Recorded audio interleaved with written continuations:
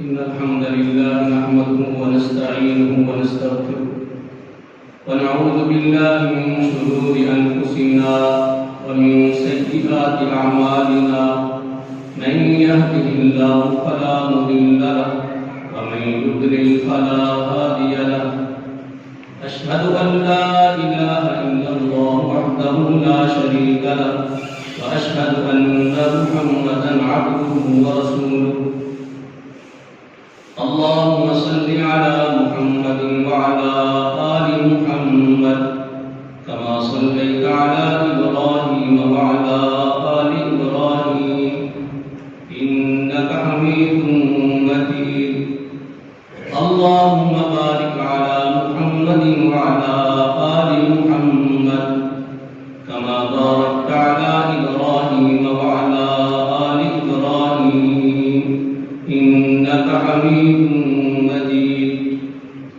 يا أيها الذين آمنوا اتقوا الله حق تقاته ولا تموتن إلا وأنتم مسلمون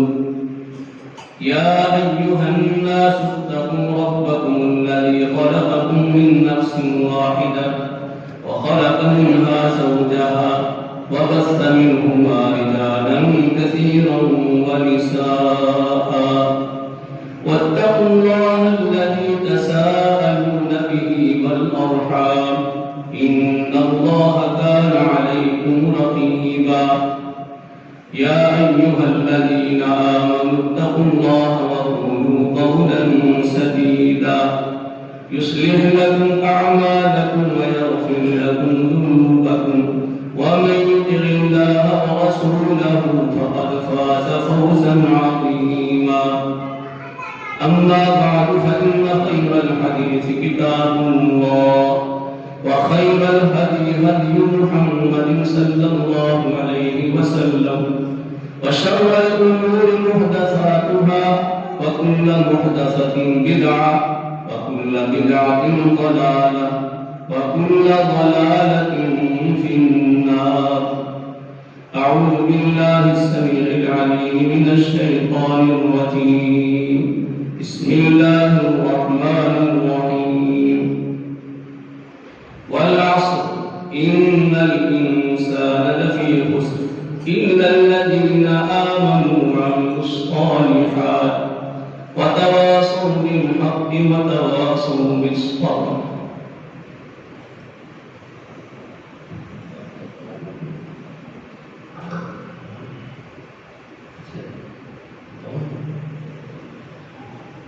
سب سے پہلے اللہ رب العزت کی ہم کا ثنا ہے، جو سب کا خالق ہے، مالک ہے، رازق ہے، مشکل کشا ہے، حاجت روا ہے، ہم سب کا داتا ہے کہ جس کے سوا کوئی داتا نہیں ہے، جو تنہا پوری کائنات کا غوث ہے کہ جس کے علاوہ کوئی غوث نہیں ہے، جو اکیلا دستگیر ہے کہ جس کے علاوہ کوئی دستگیر نہیں ہے، جو تنہا گنج بخش اور غریب نواز ہے کہ جس کے سوا کوئی گنج بخش اور نہ کوئی غریب نواز ہے، جو تنہا اس پوری کائنات کا مالک ہے اور اپنی اس بادشاہی میں سے جسے چاہے جس قدر چاہے جتنے عرصے کے لیے چاہے عطا کر دے، اسے کوئی مجبور نہیں کر سکتا۔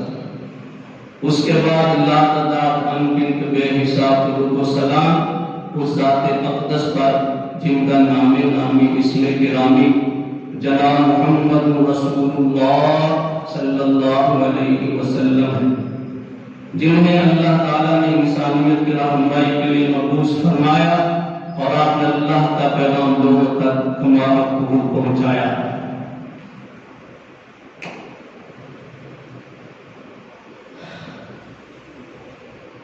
اسلامی سال کا یہ آخری مہینہ ذوالحج ختم ہو رہا ہے، آج اس کی 29 تاریخ ہے، شاید کل یکم ہو جائے یا اگر 30 کا ہوا تو پھر پرسوں کی یکم ہوگی، یعنی محرم اگلا مہینہ پہلا اس کی یکم۔ یہ اسلامی تاریخ کا 1443واں سال ختم ہو رہا ہے۔ نبی کریم صلی اللہ علیہ وسلم کو مدینہ ہجرت کر کے تشریف لائے، جب آپ مکہ سے ہجرت کر کے مدینہ تشریف لائے تھے اس وقت سے گنا وہ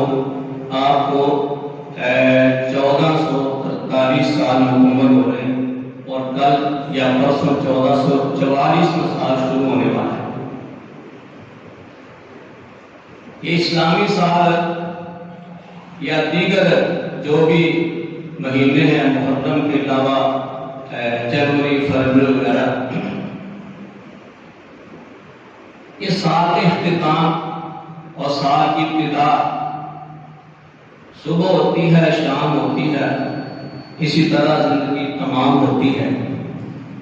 یہ اللہ کا نظام، اللہ کا یہ اس کی قدرت ہے، اس نے یہ بھی بہت بڑی ایک اپنی نشانی پیدا کی ہے جس کو ہم وقت کہتے ہیں۔ وقت بھی اللہ تعالیٰ کی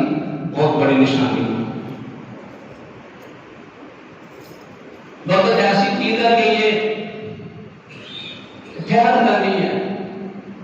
یہ کسی کے قابو میں نہیں، یہ گزر جاتا ہے۔ خواہ آدمی کا وہ اچھا وقت گزرے یا اس نے برے کام کیے ہیں، اس کو کوئی تکلیفیں، پریشانیاں، خوشیاں جو بھی، لیکن بہرحال وقت ٹھہرتا نہیں ہے، یہ کسی کے قابو میں نہیں رہتا، نہ ہی وقت دوبارہ واپس آ سکتا ہے۔ جو گزر گیا سو گزر گیا۔ عالم اصل میں جو آنے والا ہے یا موجود وقت اس کی فکر کرنی چاہیے کہ اس میں وہ کچھ ٹال لے۔ اگر آدمی نہ کر سکے تو وقت میں نہیں ٹھہرنا، وقت گزر جائے گا۔ جس طرح اب بارش ہو رہی ہے تو ذمہ دار مونگی لگا رہے ہیں کہ اگر وہ اسے فائدہ نہ اٹھائیں گے پانی خشک ہو جائے گا، پھر دوبارہ نئے سے اس میں اپنا ہی کام کرنا پڑے، تو باہر آ رہی ہے۔ اللہ تعالیٰ نے شاید اسی وقت کی اہمیت کے پیش نظر قرآن مجید میں کئی جگہ وقت کا مختلف انداز سے ذکر کیا ہے۔ فرمایا فجر، فجر کی قسم۔ اب فجر کو قسم کو بتائیے، صبح صبح رات کا پچھلا گھر جب ختم ہوتا ہے فجر کا وقت۔ فرمایا والضحیٰ، چاش کے وقت قسم، جو صبح 9-10 بجے ہوتا ہے چاش۔ جو میں نے آپ کے سامنے آیتیں پڑھی ہیں، والعصر، عصر کی قسم۔ ایک جگہ شمع واللیل، رات کی قسم۔ ایک جگہ شمع والنہار، دن کی قسم۔ تو اللہ تعالیٰ نے مختلف اوقات کی قسمیں کھا کے یہ دعوت کرایا گیا، تاکید بیان کی کہ وقت بڑا اہمیت کا، اگر اس کو ضائع نہ کرنا۔ اگر ضائع کر بیٹھو گے تو پچھتاوے کے سوا کچھ حاصل نہیں ہوگا۔ اس لیے اللہ تعالیٰ نے قرآن میں کئی مناظر ذکر کیے ہیں ان لوگوں کے جنہوں نے وقت کو ضائع کیا۔ فرمایا کہ جب ان میں سے کسی کو موت آتی ہے تو کہتا ہے کہ لولا اخرتنی الی اجل قریب، اے اللہ تھوڑی اور ہمیں مہلت دے دے۔ فرمایا مہلت نہیں۔ فَإِذَا جَاءَ أَجَلُهُمْ لَا يَسْتَأْخِرُونَ سَاعَةً وَلَا يَسْتَقْدِمُونَ۔ جب اجل آ جاتی ہے، وہ جب مدت کا عرصہ انتہا اس کی جب آ جاتی ہے، پھر مہلت نہیں ملتی، ایک گھڑی بھی جو نا وہ آگے پیچھے نہیں ہو سکتی۔ تو اللہ تعالیٰ نے ایک دن ارشاد فرمایا کہ جب قبروں سے اٹھائے جائیں گے، کہیں گے یا ویلنا من بعثنا من مرقدنا ھذا، ہمیں کس نے جگا دیا؟ یعنی قبروں میں جو وقت گزرے گا ان کا، اس کے بعد جب اٹھ کے وہ دیکھیں گے سارا منظر تو پہلے سے زیادہ خوفناک ہو۔ یعنی جب حشر ہوگا، اٹھایا جائے گا قبروں سے، وہ پہلا جو قبروں والا وقت ہوگا اس سے وہ زیادہ خوفناک ہو۔ اس لیے کہیں گے کس نے ہمیں یہاں سے اٹھا دیا؟ کیونکہ ظاہر ہے کہ چوں وہ آگے چلے گا مرحلہ، قیامت کے مراحل شروع ہوں گے تو جو ہے وہ خوفناک خطرناک ہو۔ ایک جب ارشاد فرمایا جب اللہ کے حضور کھڑے ہوں گے تو کہیں گے ربنا ابصرنا وسمعنا فارجعنا نعمل صالحا، اے اللہ ہمیں سمجھ آ گئی ہے، یقین آ گیا، ہمیں دوبارہ واپس دنیا میں بھیج، ہم اچھے کام کریں۔ فرمایا اللہ اب دوبارہ دنیا میں جانا نہیں۔ اس طرح اللہ تعالیٰ نے ایک اور یہاں حشر کا ذکر کیا ہے، جب اللہ کے حضور کھڑے کیے جائیں گے، پیش کیے جائیں گے، کہیں گے کاش ہمیں دنیا میں دوبارہ بھیجا جائے، ہم اب ایمان بھی لائیں گے، اللہ کیا تمہیں جھٹلائیں گے بھی نہیں اور مانیں گے۔ فرمایا نہیں، اب دوبارہ دنیا میں نہیں جانا، وہ جو تمہیں زندگی دینے کی ایک بار وہ تمہیں مل چکی۔ ایک جگہ ارشاد فرمایا جب انہیں قبر جہنم میں ڈالا جائے، ہم یصطرخون فیہا، چیخ و پکار کریں گے ربنا اخرجنا نعمل صالحا غیر الذی کننا نعمل، اے ہمارا رب ہمیں نکال تو صحیح یہاں سے، اب ہم وہ کام بھی کریں گے ہم دنیا میں پہلے کہ ہم اچھے کام کریں۔ تو فرمایا اللہ کا ارشاد فرمایا کہ کیا تمہیں ہم نے اتنی مہلت عمر نہ دی تھی کہ اگر کوئی نصیحت پکڑنے والا ہو تو نصیحت پکڑ لے، اور اچھا کام کرنے والا ہو تو اچھا کام کر لیتا۔ تمہارے پاس ڈرانے والے بھی آئے، اللہ نے رسول بھیجے، نبی بھیجے، کتابیں بھیجی، اور اللہ تعالیٰ کا پیغام انبیاء نے پہنچایا کہ دنیا یہ دارالعمل ہے، آج عمل ہے، اور آج پوچھ نہیں ہوگی اللہ در سے، اور کل قیامت کے دن عمل کی مہلت نہیں ملے گی، وہاں پھر پوچھ ہوگی، حساب کتاب ہوگا۔ اور سمجھو یہ ایسا امتحان گھر ہے، یہ ایسا امتحان ہے کہ اس کی سیفٹی نہیں ہے، بس ایک بار کس نے پاس ہونا، پاس ہو، دوبارہ اس کو دنیا میں آ کر عمل کر دیں، یعنی ایسا۔ اور پھر اس کے جو سوال ہے جواب وہ بھی بتا دیے گئے ہیں، تم نے کرنا کیا ہے، مر رب کا، تمہارا رب کون ہے، ما دین کا، تمہارا دین کیا ہے، من نبی کا، تمہارا نبی کون ہے، سب چیزیں بتا دی گئی اور سمجھا دی گئی ہیں۔ آپ جب کو کوئی شخص اس دنیا سے عبرت حاصل نہ کرے، فائدہ نہ اٹھائے اپنے وقت سے، وقت تو گزر ہی جائے گا۔ کہتے ہیں کہ وقت کی مثال برف کی طرح، برف فروش نہ برف بیچنے والا، اگر اس کی برف بک جائے تو اس کو فائدہ ہو جائے گا، ورنہ برف نے تو پھرنا ہی پھرنا ہے، برف نے تو پگھلنا ہے، وہ برف ٹھہرے گی نہیں۔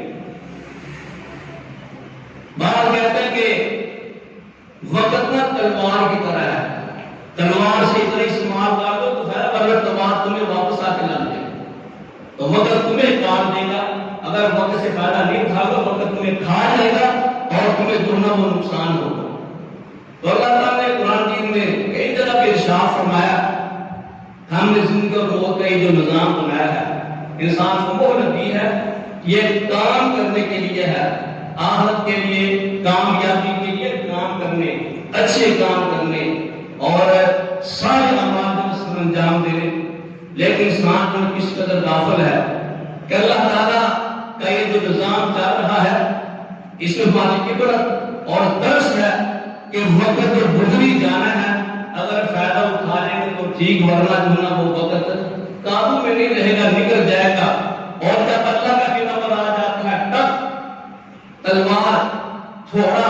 وہ جب برس جاتا ہے، اللہ تعالیٰ کا امر آ جاتا ہے تو ڈوری کٹ جاتی زندگی کی، پھر دوبارہ انسان کے لیے ضرورت نہیں۔ تو اللہ تعالیٰ کے جو نظام ہے دنیا کا، بار بار آنا جانا، رات اور دن کا، ماہ سال کا گزرنا، اس میں باری عبرت اور ڈھونڈنا نشانی اور نمونہ ہے۔ آپ نے دیکھا کہ بہت سے تاجر حضرات یا بڑے بڑے لوگ جو کاروباری ہیں، وہ سال کے اختتام پر نہ اپنا وہ پورے سال کا بناتے ہیں، جو کچھ کمایا، جو خسارہ پایا، جو آیا جو گیا، تاکہ آئندہ سال کی پلانہ وہ نئے سرے سے کی جائے۔ تو ایمان والوں کو بھی چاہیے کہ سال کے اختتام پر اللہ محاسبہ کرے، اپنے نفس کو کھڑا کرے ٹہرنے میں کہ اس نے پچھلے سال کیا کام کیے تھے، وہ اچھے کام بھی کیے ہیں، اللہ کا شکر ادا کرے، ان کو مزید بہتر کرے، اور اگر اچھے کام نہیں کیے تھے تو پلٹ آئے، باز آ جائے۔ اللہ تعالیٰ کی طرف سے جو نا یہ دن سال کا گزرنا، یہ سالوں کا بیتنا، دن رات کا آنا جانا، یہ ہماری نشانی ہے کہ وقت تو گزر ہی جائے گا، لیکن تمہاری خیر تب ہوگی اگر تم اس وقت سے فائدہ اٹھا لو گے، اگر فائدہ نہیں اٹھاؤ گے تو وقت تمہیں ڈھونڈنا، جس کا تمہیں نقصان ہوگا، جو قیامت کے دن پھر پتہ چلے گا جب تم بار بار اللہ تعالیٰ سے التجا کرو گے کہ ہمیں دوبارہ دنیا میں بھیج، مہلت دے، کہ دوبارہ مہلت نہیں ملے گی، نہ دوبارہ دنیا میں کس نے آنے دینا ہے، وہاں بھی جو ہے حساب و کتاب ہوگا، دنیا کے کیے ہوئے اعمال کا اسی پر انجام ہوگا۔ اگر آپ اچھے کام کریں گے تو فائدہ ہوگا، اگر اچھے کام نہیں کرے گا وقت گزر جائے گا، اس کا حق میں خسارہ ہوگا۔ اللہ تعالیٰ ہمیں اس نعمت سے، یہ وقت نعمت بھی ہے بہت بڑی، یہ تو ان سے آپ پوچھے نا کہ جن سے وہ کوئی چیز چھوٹ جاتی ہے، فلیٹ چھوٹ جاتی ہے، ریل نکل جاتی ہے، یا پھر بستر مرگ پر ہے، کہتے ہیں کاش کچھ اور لمحے مل جائے، کچھ اور وقت مل جائے، میں کچھ ڈر جاؤں یا میں کچھ تمہیں سنبھال جاؤں، لیکن اس وقت چونکہ ایسا موقع ہوتا ہے کہ نہیں، اللہ کا آنے والا ہوتا ہے، دوائیاں بھی بیکار ہو جاتی ہیں، ڈر بھی بیچارے بے بس ہو جاتے ہیں، اور پھر مہلت اللہ کی طرف سے نہیں ملتی۔ اللہ تعالیٰ ہمیں اپنے اعمال کا محاسبہ کرنے، فکر کرنے کی توفیق عطا فرمائے۔ وآخر دعوانا الحمدللہ رب العالمین۔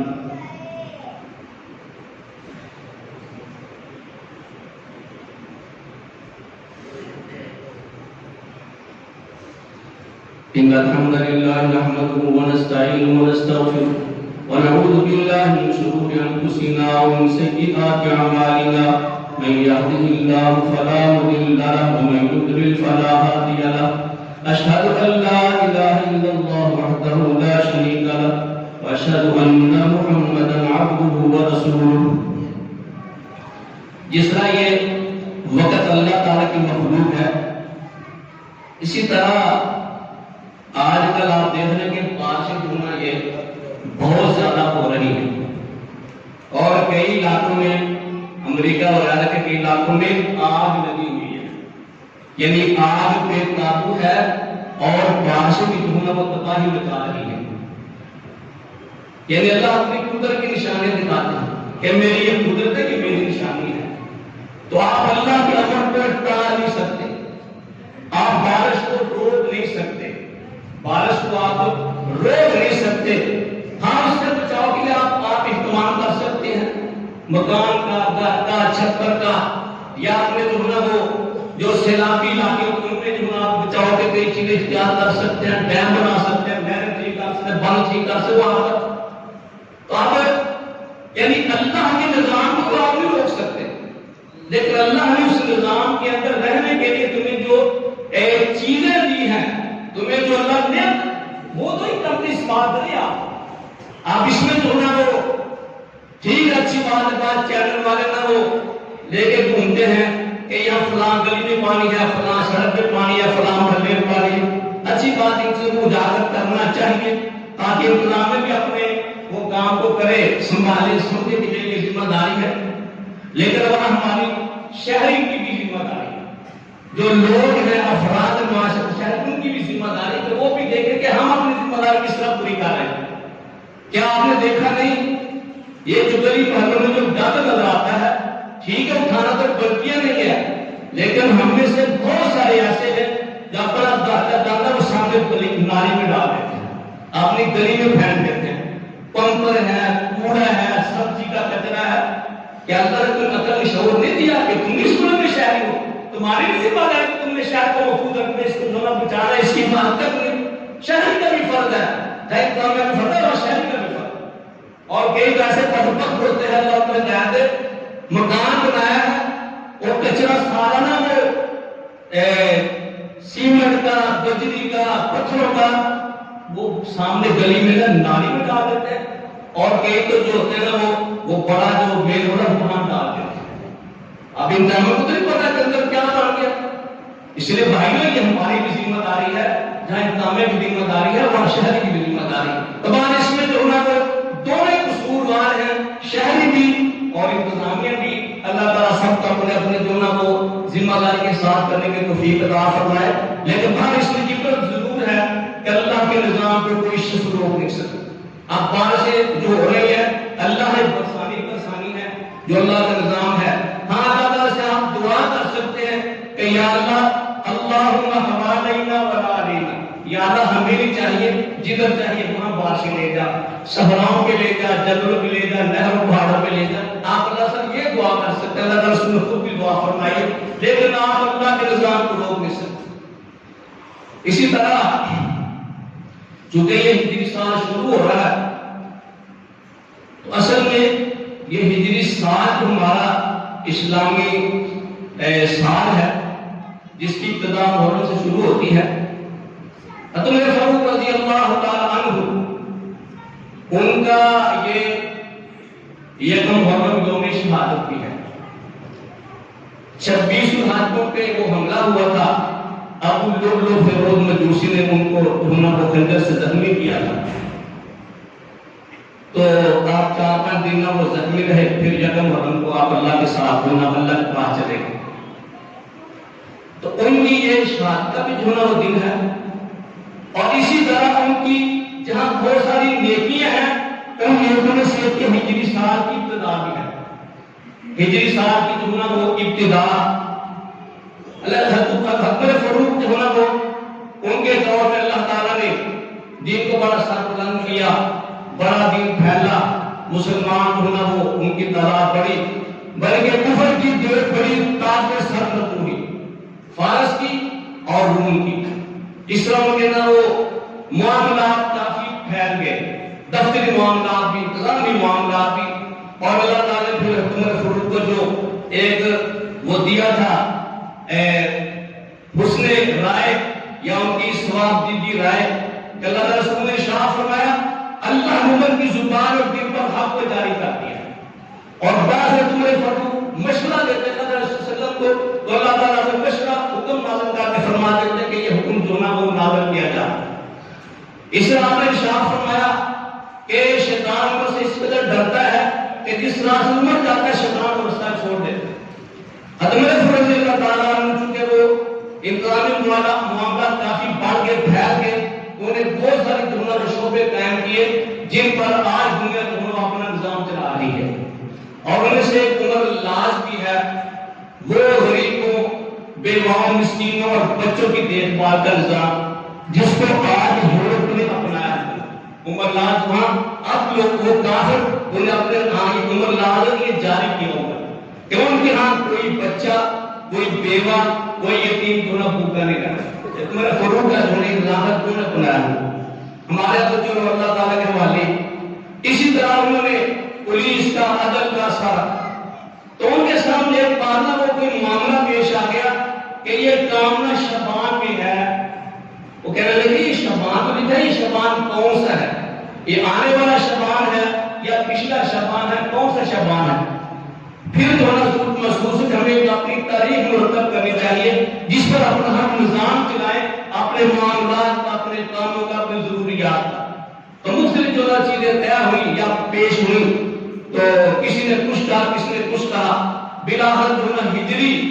ہجرت کا جو واقعہ ہے، واقعہ ہجرت اللہ صلی اللہ علیہ وسلم مکہ سے مدینہ تشریف لانا، ہجرت کر کے اس دین کو یا اس واقعہ کو بنیاد بنایا گیا کہ اس پر ہم اپنی تاریخ کا جو نا وہ دار اس پر بنیاد رکھیں۔ چنانچہ ہجری سال کو کہا جاتا ہے سن ہجری کہ اللہ کے رسول صلی اللہ علیہ وسلم کو مکہ مکرمہ سے ہجرت کر کے مدینہ منورہ تشریف لائے ہوئے آج 1443 سال ہو گئے۔ تو یہ ہجری سال ان کی نیکی میں سے گنے گئے جو عمر فاروق نے جو نا وہ اللہ کے جو نا وہ توفیق سے جو نا وہ جاری فرمائی۔ تو ہجری سال ہمیں جو نا وہ یہ ہجری سال ہجرت کا سال کہ اللہ کے وسلم اور صحابہ کرام نے مکہ مکرمہ کو چھوڑا، مدینہ منورہ تشریف لائی، یہاں آئے۔ یہ ہجرت سے پہلے آپ مکہ مکرمہ میں دیکھیں کہ صحابہ کرام رضی اللہ تعالیٰ عنہ بہت ان کو نہ اذیتیں، تکلیفیں، بہت سارے جو نا وہ ان کے ابتلا کے جو امتحان تھے، اللہ صلی اللہ علیہ وسلم بذات خود جو نا وہ ان پہ بھی جو نا کافروں نے پڑا، ان کو تنگ کیا، حتیٰ کہ جس رات آپ نے ہجرت فرمانی تھی اس رات ان کا منصوبہ تھا کہ انہوں نے اپنے ایک منصوبہ تشکیل کیا کہ 100 نوجوان انہوں نے تیار کیا جو نبی صلی اللہ علیہ وسلم کے گھر کا گھراؤ کرے گا، اور آپ رات کو بیت اللہ جائے کر کہتے پچھلے بار اس کے اللہ کے حضور وہاں جو نا وہ کھڑے ہوتے، تو ان کا منصوبہ تھا کہ تم یہاں گھر سے نکلیں گے تو آپ کو یہ کفار کے حملہ کے نعوذ باللہ جو نا وہ ختم کر دیا جائے گا، 100 بندے ہوں گے، آپ جو نا وہ خون بہا یا دیت کا معاملہ آئے گا، 100 بندے ایک اونٹ دے دیں گے، ایک بندے پہ جو زیادہ جو نا وہ اس کو بوجھ اٹھانا پڑے گا، یہ ان کا منصوبہ تھا۔ تو اللہ تعالیٰ نے آپ کو خبر دے دی کہ آپ اس طرح کریں کہ رات آپ جو نا وہ گھر سے نکل جائیں، آپ رات جو نا وہ گھر میں جو نا وہ قیام نہ فرمائیں۔ چنانچہ آپ حضرت بکر صدیق صاحب کا سارا آپ سنتے پڑھتے ہیں، حضرت بکر صدیق کے میت میں آپ نے گھر سے نکلے اور ہمارے فور میں چلے گئے، اور اپنے پیچھے اللہ صلی اللہ رضی اللہ تعالیٰ کو اپنے بستر پہ جو کہا تھا آپ ادھر میرے بستر پہ لیٹ جائیں۔ چلو یہ نہیں تھا لیٹنا مقصد آ گئی، مقصد یہ تھا کہ میرے پاس لوگوں کی امانتیں ہیں، مکہ کے کافر لوگوں کی میرے پاس امانتیں ہیں، اور یہ امانتیں تم نے مکہ کے کافر کے حوالے کر کے پھر مدینہ آنا ہے۔ یہ نہ کوئی سمجھے کہ نعوذ باللہ امانتیں آپ لے گئے ہیں، نہیں، فرمایا امانتیں ادھر ہیں، یہ ان کے حوالے امانتیں سپرد کر کے آپ اندازہ لگائیں کہ کافر اس قدر دشمن یا آپ کی جان کے دشمن ہیں، جان میں تڑپے ہیں، آپ مکہ سے نکلنے پر مجبور ہیں، لیکن کافر بھی یہ سمجھتا ہے کہ اگر ہمارے امانتیں محفوظ رہ سکتے تو آپ پاس محفوظ رہ سکتے، کیا بس وہ کسی کی عمر فروغ کے مانتے تو نہیں، کافر کے مانتے۔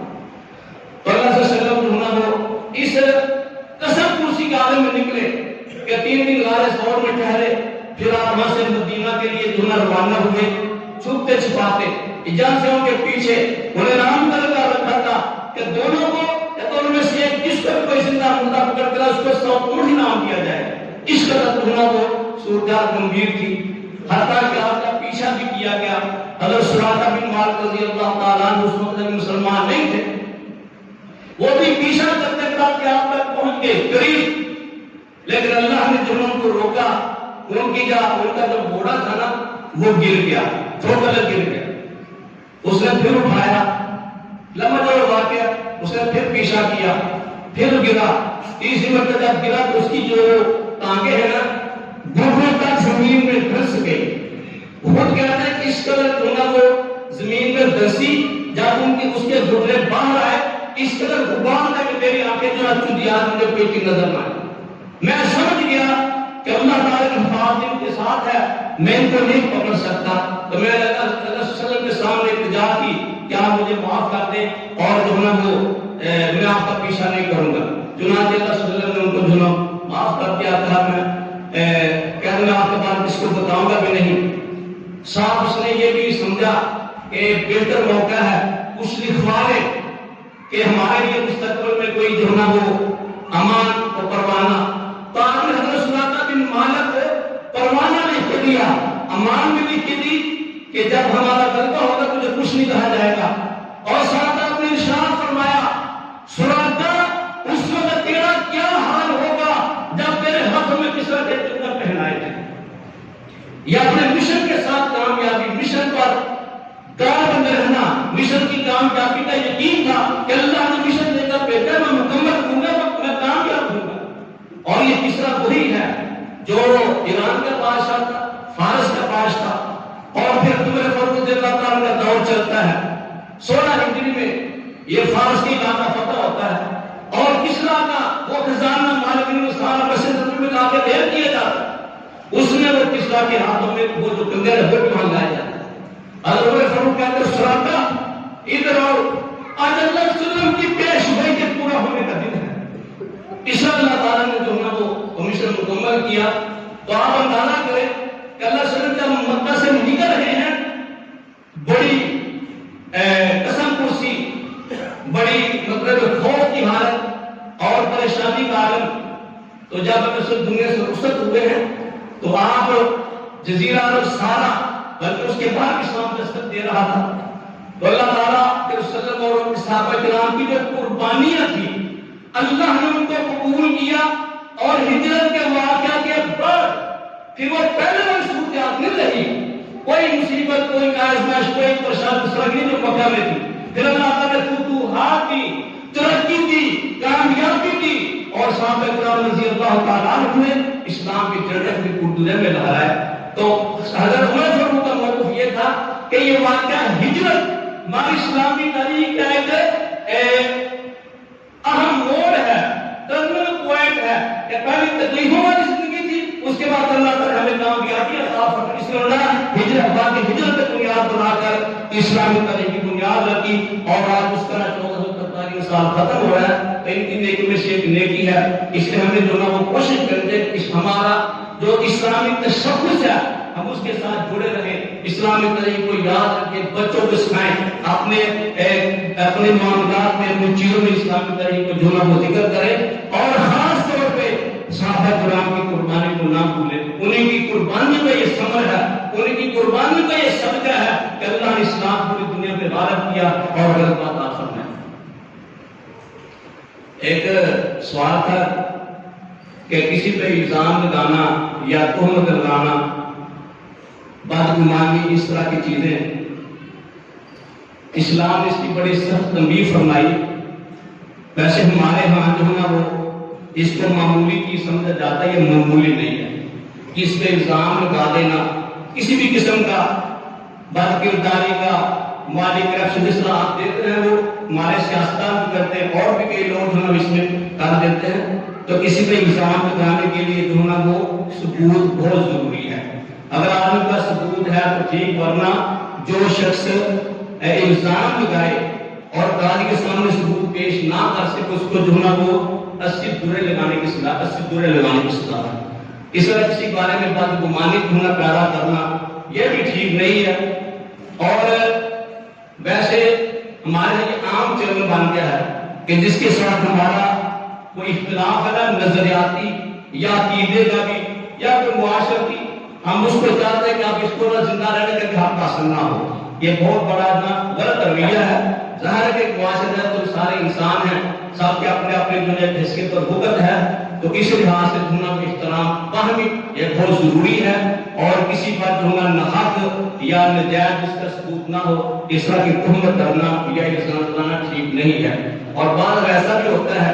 کہتے ہیں یہ سیاسی معاملہ تھا, بھائی سیاسی معاملہ کہہ کر یا ویسے کہہ کرنا یہ اس سے جان نہیں چھوٹ سکتی, اگلے کی عزت چلی گئی اور آپ نے سیاسی بیان دے دیا, اس نے مجھے یہ کہا وہ کہا, اس نے یہ باہر ہمارے معاشرے میں یہ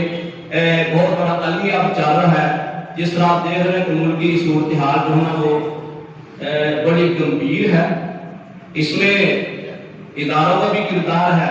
افراد کا بھی کردار ہے, اشخاص کا بھی کردار ہے. آپ کو کسی کو بری ذمہ نہیں کر سکتے. ہر شخص کا ادارے کا بھی اللہ ہم پہ رحم فرمائے اور ہمیں اپنے ہوش کے ناطے لینے کی بھی اللہ توفیق عطا فرمائے. میں نے پہلے کئی بار ذکر کیا ہے کہ جو بڑے لوگ ہوتے ہیں نا, یہ آئے دوسرے کو چوٹ ڈاکو کہہ کے برا بلا کہہ کر پھر اکٹھے ہو جاتے ہیں. ہم نے معاشرے میں اکٹھے رہنا ہے. ہم افراد ہیں, ایک گھرانے کے ہیں, ایک شہر کے ہیں, ایک علاقے کے ہیں. اپنے تعلقات کا مطلب خراب نہ کریں ان کی وجہ سے, ان کے کہنے میں آ کر انہیں تو کہا پھر اکٹھے بیٹھ کر اپنا داد چاند نہ, انہیں کوئی یاد نہیں, اپنا داد چاند انہیں کوئی یاد نہیں ہے. لیکن ہمیں تو اپنے تعلقات جو نا وہ گھریلو معاشرتی خاندانی دوستی اس کو جنتی طور پہ پامال نہیں کرنا چاہیے. اللہ ہمیں بھی ہمارے حکمرانوں کو بھی اور ہماری کتابوں کے سربراہ کو بھی اللہ تعالیٰ نیک دین سے کام کرنے کی توفیق عطا فرمائے. وآخر دعوانا الحمدللہ رب العالمین.